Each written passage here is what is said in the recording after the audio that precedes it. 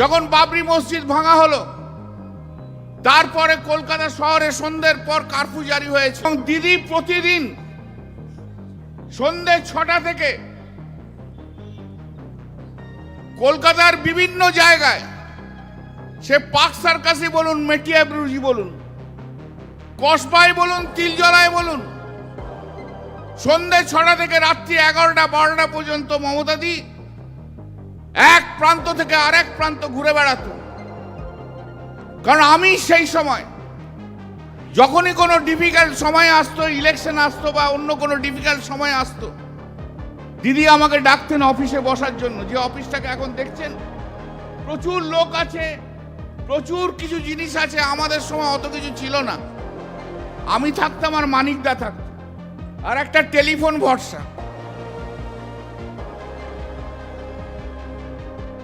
তুই ছিলি না, তুই সে সময় আসিস, তুই শাসিস না আসিস নি। ববি ছিল না, ববি অনেক পরে এসছে। ও বউ যাই বলুক না কেন, আরো ছিল, ববি ছিল না, না না অরূপ ছিল। আমি অফিসের কথা বলছি। তো আমি যেখানেই গেছি অনেকেই আমাকে চিনতে পেরেছে। যে বলে, প্রথম কথা হচ্ছে, আপ দিদি কা পার্টি কা হ্যায় না, আপ দিদি কা পার্টি কা এমপি হ্যায় না। পরিচয়টাই হচ্ছে আমাদের, আমরা দিদির পার্টির। সারা ভারতবর্ষ জুড়ে পরিচয়টা হচ্ছে আমরা দিদির পার্টির কিনা। आप दीदी का पार्टी का है ना? अरे अच्छा, आप तो वाकम में लड़ाई किया ना?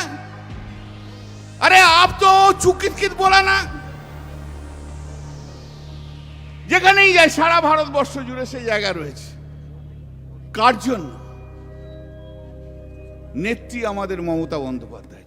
এইচএস কিংবা গ্র্যাজুয়েশনের পর প্যারামেডিক্যাল বা হসপিটাল ম্যানেজমেন্ট নিয়ে পড়তে চাও, কিন্তু সঠিক কোনো ইনস্টিটিউটের খোঁজ পাচ্ছ না? তবে তোমাদের জন্য পাঁশকুড়াতে এখন রয়েছে প্যারামেডিক্যাল কলেজ, এনি স্ট্রিম 10+2। এখানে স্বল্প ব্যয়ে থাকছে বিভিন্ন কোর্সের সুযোগ, সাথে উন্নত ল্যাব, অভিজ্ঞ ট্রেনার, সরকারি সার্টিফিকেট এবং সর্বোপরি কোর্স শেষে 100% প্লেসমেন্ট।